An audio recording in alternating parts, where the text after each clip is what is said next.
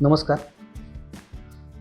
आता आपण एकत्र कुटुंब पद्धती वगैरे वगैरे याच्यावर चर्चा करणं थोडंसं थांबूया. आता न्यूक्लिअर फॅमिलीज याविषयी आपल्याला आता सहजच विषय झाला आहे. म्हणजे हल्ली म्हणजे आमच्या जनरेशनला दोघं नवरा बायको एका वेळेला भेटतात, एका घरामध्ये भेटतात. हे काही दुरापास्त काही घरांमध्ये झाले. त्यामुळं एकत्र कुटुंब पद्धती, आजी आजोबा किंवा नातवंड या सगळ्या गोष्टी थोड्याशा म्हणजे चिंतनाचा भाग आहे असं म्हणू आपण. म्हणजे चांगला शब्द आहे याला, चिंतनाचा भाग आहे. त्या चांगल्या का वाईट हे ठरवण्याचा अधिकार किंवा हे प्लॅटफॉर्म नाही आहे.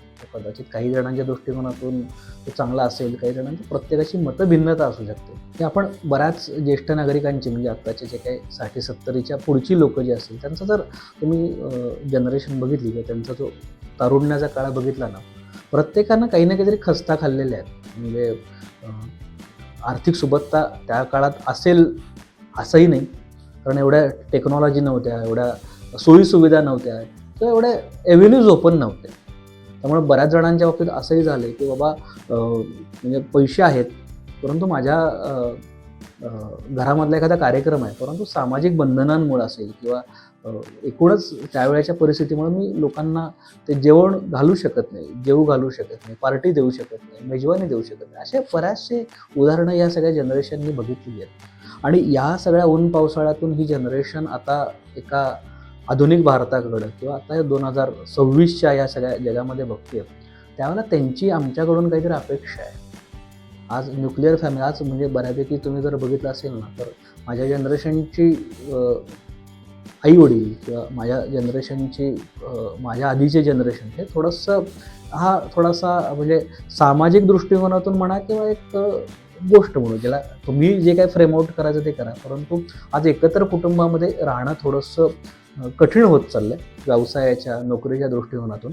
पण ह्या सगळ्या परिस्थितीमध्ये 2026मधल्या आजी आजोबांच्या मनाची काय परिस्थिती आहे, तर ते जर एकमेकांशी संवाद साधायला लागले तर काय साधत असतील अशी छोटीशी एक कल्पना करून एक पक्ष्यांची रूपक देऊन कविता सादर करण्याचा आपल्यासमोर प्रयत्न करतोय.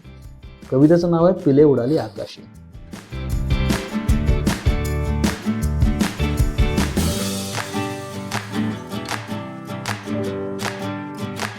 एक आजी आजोबांना किंवा आजोबा आपल्या आजींना संवाद करतात अशी छोटीशी कल्पना या कवितेमधून केली आहे.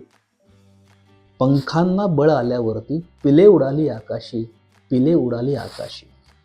काडी काडी जमवून बनविले घरटे आपले जोडीने, काडी काडी जमवून बनविले घरटे आपले जोडीने. पिलास पंखाची पांघरुण करून सोशिले ऋतुचक्रामण. घास पिलासी प्रथम दिधला, घास पिलासी प्रथम दिधला. कैक वेळ उपवास सोसला, पिलास चोचीने भरविलेला. चाराही आता नाही उरला. पंखांना तव बळ देण्यासी, पंखांना तव बळ देण्यासी भिडलो गगनी आव्हानांशी, पंखांना तव बळ देण्यासी भिडलो गगनी आव्हानांशी. भिडता भिडता दमलो कैकदा, भिडता भिडता दमलो कैकदा. कितीक वेदनाच भुललो शतदा. नवी क्षितिजे तुम्ही पाहिली, नवी क्षितिजे तुम्ही पाहिली. नसेल आमची दृष्टी पोहोचली. नव क्षितिजातच रमला आपण, नव क्षितिजातच रमला आपण. परता घरटाकडे पुन्हा एक क्षण, नव क्षितिजातच रमला आपण. परता घरटाकडे पुन्हा एक क्षण. हिशेब नाही हा चाऱ्याचा मित्रांनो, हिशेब नाही हा चाऱ्याचा. नाही प्रथम क्षितिज दावण्याचा.